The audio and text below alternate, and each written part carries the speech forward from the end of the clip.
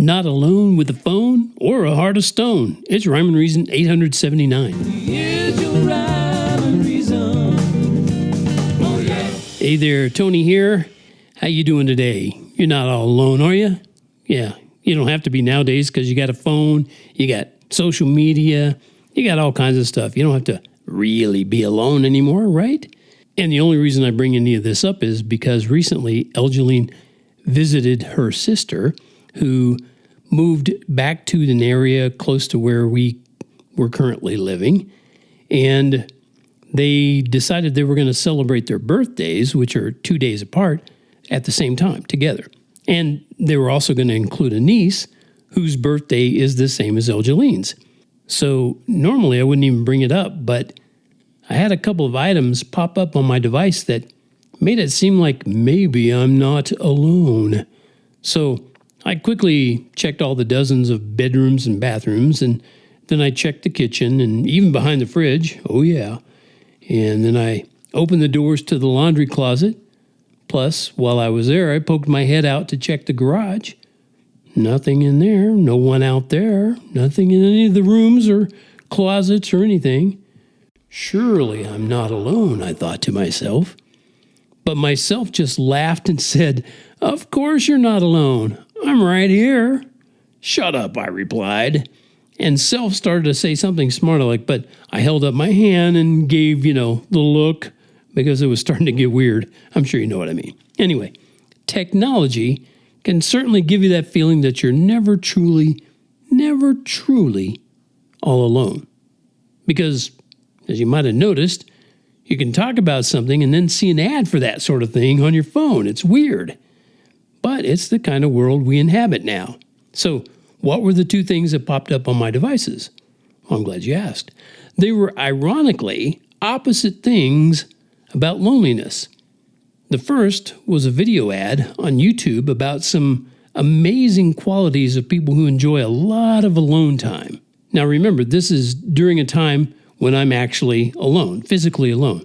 The second thing was a link to an article about 10 things to do when you feel alone. Okay, see what I mean? These things came up about being alone when I was alone. Did my devices know that I was alone? Oh, whatever. I found the video interesting. It's not new, but it's interesting.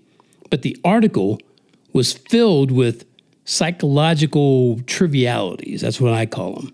For example, it recommended that you acknowledge your sense of loneliness. You've got to acknowledge your sense of loneliness. Acknowledge it. Have you acknowledged it yet? And it said, quote, "Don't waste your energy fighting your feelings or trying to suppress your emotions. Everyone feels lonely sometimes, and feeling alone doesn't mean you're a loser, and it doesn't mean you're weak. It just means you're human. Studies have found that labeling your feelings can reduce the intensity of them, so simply putting a name to loneliness might help your brain make sense of how you're feeling and instantly help you feel a little less lonely." So you take the time to label your feelings, and the best you get is to feel a little less lonely. Does that sound like a solution to you? It doesn't to me. It's funny, odd, not haha, that 99.99% of the so-called solutions for loneliness never mention establishing or reestablishing a connection with your creator. They just seem to leave that out for some reason. And that's where Christianity is far superior to all other ways and means of conquering loneliness, because it helps you to understand that you're alone, not alone. We are alone in the universe, but we're never all alone, unless we choose to reject design like we got here on our own. We have a great place, this planet Earth, and it stands out here in space. It's the world where the Creator was sacrificed to give us grace. Millionaires and even billionaires spend their money just to prove maybe brilliant advanced aliens paused here when they made a move. Sure, it sounds silly, but it's just sad. But the truth will take this tone. And if you trust aliens, not God, get used to it. You're alone. All right. I'll leave you with that little poetic thought.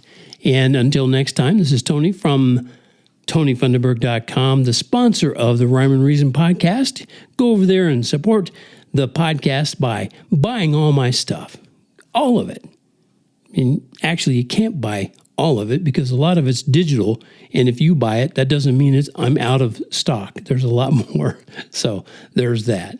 Thanks so much for tuning in. As always, remember, life has rhyme and reason because God made you.